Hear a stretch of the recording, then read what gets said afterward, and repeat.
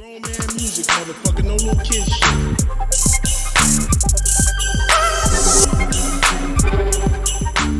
Clic boom! Bienvenue sur ma chaîne EANKid Channel. Cette vidéo va traiter aujourd'hui de l'origine de l'argent. Cash money my P. Ok. Donc alors, déjà à la base des bases, il n'y avait pas d'argent en fait. Les gens, c'était du troc. Imaginons que tu sois fermier et que moi je sois agriculteur. Donc par exemple, tu avais une poule, tu me donnais ta poule et moi je te donnais 2 concombres. Tu as eu je te donnais 2 concombres et 2 carottes avec un oignon. T'as vu, c'était du troc, on échangeait du sel, on échangeait des choses, très simplement. Après, ça commence à devenir un peu ça devient un peu embarrassant. Imaginons qu'il y a une inondation et que j'ai plus rien à échanger. Je suis dans la merde, je peux plus bouffer, tu vois. Je peux plus manger de poule, je peux plus manger de bœuf. J'ai rien à échanger je n'ai rien à troquer. Donc c'est ce qui a été à la base de la création de la monnaie. C'est pour les échanges et c'est pour les échanges très simplement.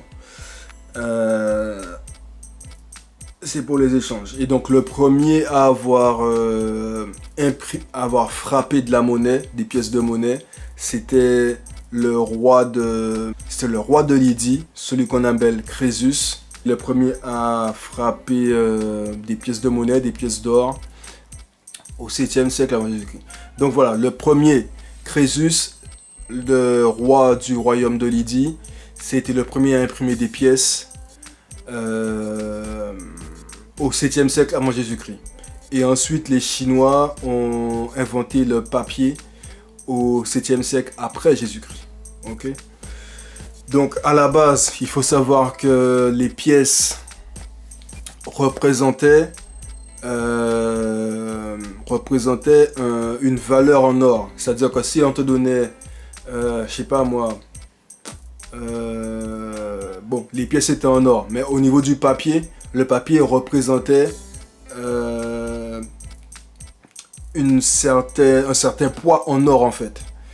Il faut savoir que donc si on te donnait un papier qui était marqué je sais pas moi 10, 10, ça représentait un certain poids en or en fait.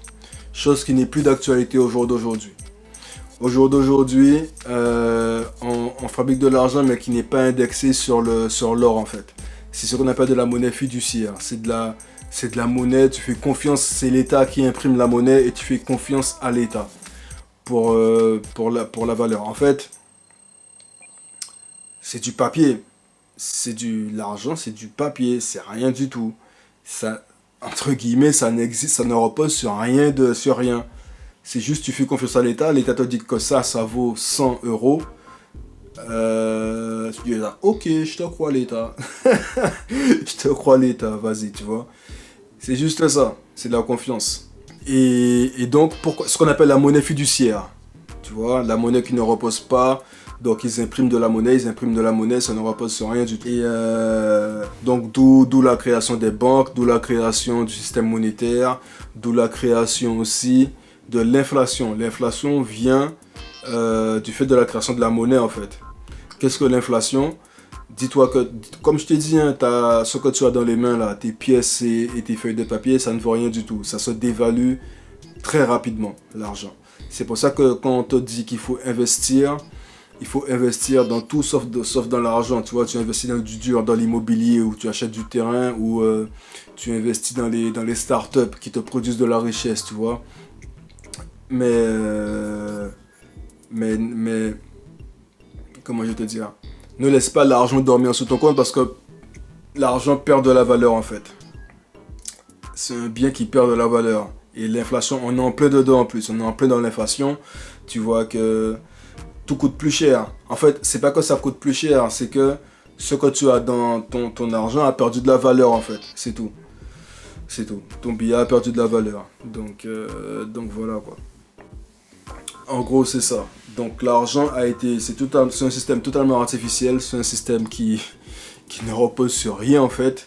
Et les gens se sont enrichis grâce à ça, tu vois. Grâce à le crédit encore, en fait, plus tu fais de crédit, plus tu enrichis ton banquier en fait. Parce que quand tu vas faire un crédit, lui il va envoyer un ordre à la banque centrale pour pouvoir fabriquer de l'argent, tu vois, pour pouvoir te le donner. Sinon, encore une autre preuve. Imaginons que tout le monde allait retirer tout leur thune de tous les comptes. Les banques, elles font faillite tout de suite, tu vois. Parce qu'ils n'ont pas les liquidités nécessaires. Ils jouent. Je sais pas dire qu'ils jouent. Ils investissent ta thune et ils partent du principe que jamais personne n'ira réclamer. En même temps, en tout cas, de retirer leur thune de leurs établissements. Donc ils parient là-dessus, tu vois. C'est pour ça que quand il y a quelques années, il avait lancé un mouvement pour que les gens fassent fléchir les banques. Donc allez retirer toutes vos thunes des banques. Comme ça va leur faire réfléchir un petit peu. Mais bon, les gens maintenant, ils sont plus aussi solidaires qu'avant. La population n'est plus aussi solidaire qu'avant. Les gens n'ont rien à foutre de la gueule de personne. Donc ça n'a pas été suivi. Les gens ils se sont même moqués de lui.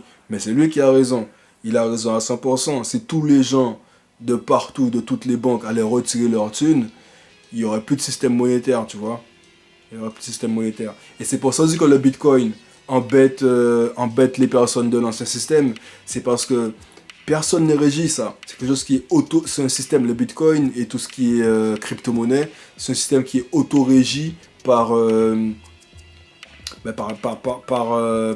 des ordis en fait. Tu vois, il n'y a pas d'État, il n'y a pas d'entité humaine qui gère les bitcoins. Et c'est un système qui est super sécurisé, c'est un système de confiance qui est sécurisé, qui est inviolable.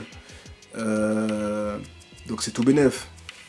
Mais là, mais ça leur met dans la mouise parce que eux, ils n'ont plus la même mise dessus. Tu vois, très simplement. C'est pour ça que le Bitcoin et tout ce qui est crypto-monnaie, ils ont beaucoup de détracteurs. Tu vois. Mais voilà, en gros, l'argent, ça ne repose sur rien du tout. C'est un système fiduciaire. Tu fais confiance à l'État qui te dit que ton billet qui est marqué, qui est tagué 100 € dessus, qui est tagué 500 € dessus, que ça vaut 500 €, tu vois. Mais c'est que dalle. Donc, tu vois, toutes les dettes aussi, les dettes des États, la dette de l'Afrique, c'est que dalle, frère. Entre guillemets, il y a quand même des gens qui... Tu comprends la logique? Entre guillemets. J'ai pas envie de dire que c'est une arnaque à grande échelle, mais c'est pas loin, quoi. Tu vois? Parce que maintenant, tout est numérique, en fait. Il n'y a pas de réserve d'or. Les gens, ils ont des réserves d'or. Les États-Unis, il y a ces Fornox, ils ont leur réserve d'or. Mais comparé au nombre de billets qui est imprimé, ça n'a rien à voir. Ça n'a rien à voir. Ça n'a strictement rien à voir. La Chine, avec le BRICS, ils veulent essayer de remettre une monnaie basée sur le cours de l'or. Et là, ça pourra faire mal au dollar, tu vois. Mais bon, on n'y est pas encore. Mais voyons ce qui va se passer. Mais voilà, en gros, l'argent, ça n'existe pas. L'argent, c'est une énergie qui te permet d'investir, qui te permet d'acheter des choses, machin. Mais l'argent, en tant que ben, je sais même pas en fait. L'argent n'existe pas, mec. L'argent n'existe pas. Tout ça, bon, bref. L'argent n'existe pas. L'argent n'a pas de valeur. Le billet que tu as dans ta main n'a pas de valeur. Avant, au tout début, quand ça a commencé, Crésus, il frappait des pièces en or, tu vois. Il y avait une valeur. Les pièces étaient en or. Il avait sa tête dessus, mais les pièces étaient en or. Tu savais quand tu avais 5 pièces d'or, tu savais quand tu pouvais t'acheter. Voilà, tu avais quelque chose de valeur dans les mains. Et depuis qu'ils sont passés à la monnaie fiduciaire, tu sais pas. S'il y a un truc demain, regarde l'inflation, regarde les subprimes. Il y a des tas de gens qui ont perdu leur économie. Bon, c'est pas la même chose, mais bon, bref. Mais avec l'inflation, ton billet de 500, aujourd'hui il vaut 500, demain il vaudra 400, alors qu'il est bien marqué 500 dessus, tu vois. En gros, hein, de façon imagée, tu vois. Donc voilà, c'est ça, quoi. N'hésitez pas à laisser des commentaires si vous voulez qu'on discute ou que je pousse plus l'analyse. Voilà, moi j'essaie de voir les sujets, mais de façon pour que tout le monde puisse comprendre en fait, tu vois. C'est, je ne suis pas un professionnel. Je donne mon point de vue par rapport à certains sujets. Donc voilà quoi. Et je m'adresse à des personnes qui veulent découvrir des choses. C'est sûr que si tu es déjà dans le système, tu es déjà au courant de tout ça. Ou pas. Mais bon, au moins maintenant tu sauras. Et je t'invite à aller faire toi même tes recherches. Il y a des tas de choses, il y a des tas de documentaires là-dessus. Moi, c'est un pote qui m'a fait découvrir ça, qui m'avait montré un reportage là-dessus. Et j'ai vu que, ouais, je crois que ça s'appelle L'argent dette, cette vidéo. C'est très intéressant. Donc, je pense que tout le monde devrait connaître ça et pour pouvoir mettre en place les contre-mesures qui vont bien. Ok? Allez, peace les gens. Cool. Check.